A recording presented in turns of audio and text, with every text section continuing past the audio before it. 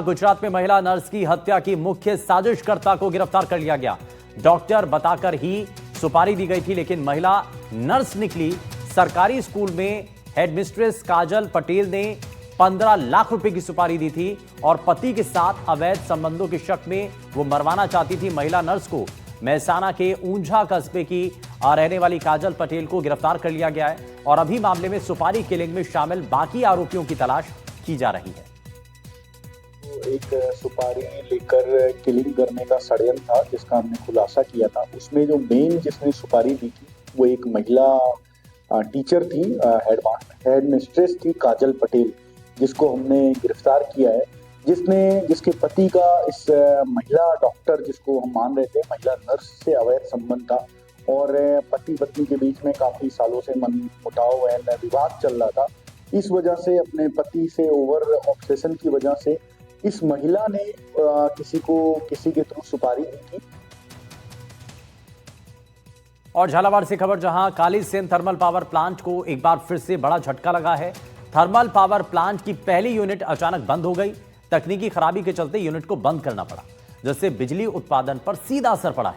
झालावाड़ जिले में स्थित कालीसेन थर्मल पावर प्लांट में कुल 2 यूनिट है, जिनकी क्षमता 600 मेगावाट है, यानी कुल मिलाकर यहां 1200 मेगावाट बिजली का उत्पादन होता है। लेकिन पहली यूनिट बंद होने से करीब 600 मेगावाट बिजली का उत्पादन ठप हो गया।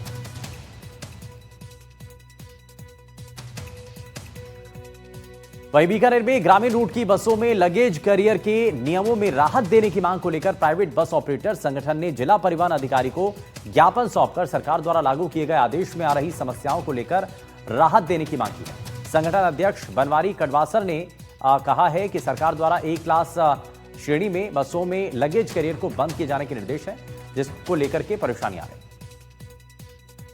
समस्या है ग्रामीण क्षेत्र के अंदर बसों के ऊपर जो कैरियर लगा हुआ है, सरकार ने एक आदेश निकाला है कि वो ऊपर से हटाए। और हमारी ये मांग है कि हर ग्रामीण क्षेत्र में कोई महिला आ जाती है या दुकानदार आ जाता है, उसके लिए सामान ले जाने कोई सुविधा नहीं है। जैसे कोई टीन है, छप्पर का पाइप है, कोई खड़की बोरी है, वो गाड़ी अंदर तो आएगी नहीं। तो अगर ऊपर कैरियर नहीं होगा तो कैसे ले जाएंगे? इसलिए सरकार से मांग है कि हमारे लिए थोड़ी शीतलता बरते और रियायत दे हमें। नियम ये है कि बच्चों को जो स्कूल है वो उनके स्कूल के नाम से पंजीकृत है और उसका जो काम है वो बच्चों को लाने ले जाने का है, नहीं कि कोई अपने किराया भाड़ा अपने कोई ब्याह शादी में जाने का। पर वो हमारे विभाग जो समय समय पर उनकी भी कार्रवाई करते रहते हैं और उनके खिलाफ बिना परमिट का और चालान भी बनता, सीज भी करेंगे। और कोई सी वहाँ आज सबसे बात हुई है, यदि कोई ऐसी शिकायत मिलती है तो हमें बताइए और हम जरूर उस पर कार्रवाई करेंगे। वहीं चित्तौड़गढ़ के जिला अस्पताल की व्यवस्थाओं को लेकर सर्व समाज ने नाराजगी जताई। सर्व समाज ने जिला कलेक्टर को ज्ञापन सौंपकर कार्रवाई की मांग की। लोगों ने बताया कि अस्पताल में ज्यादातर मरीजों को उदयपुर रेफर किया जाता है, जबकि यहां मेडिकल कॉलेज होने के बाद भी समस्याओं से गुजरना पड़ रहा है। धार्मिक कोई भी काम हो, आज हम अस्पताल की स्थिति इस चित्तौड़ के अंदर सामने, अभी भाई साहब ने बोला कि मेडिकल कॉलेज होने के बाद भी हमें ये स्थिति होनी पड़ रही है। तो ये बहुत बड़ी दुख की विषय है कि हमें यहाँ से कभी उदयपुर कभी अहमदाबाद रेफर कर दिया जाता है। मैं यहाँ के जनप्रतिनिधि को कहना चाहता हूँ कि सुबह सुबह घूमने का बजाय कभी कभी घूमने का चक्कर अस्पताल में भी कर लिया करें। तो अस्पताल अपने आप आ जाएगा। यहाँ का विधायक, यहाँ का सांसद, यहाँ का विपक्ष के नेता भी अगर वह जाएंगे तो वो सत्य में आ जाएंगे। नेता अपने आप, वहाँ के डॉक्टर अपने आप काम करने लग जाएंगे, अपने आप काम करने लग जाएंगे। तो मेरा जनप्रतिनिधि से निवेदन है कि अगर सरकार के खिलाफ भी अगर आपको रोड पर अगर बैठना पड़े, अगर कुछ करना पड़े, तो आपके साथ जनता है। जनता ने आपको बनाया है और जनता ने आपको बैठाया है।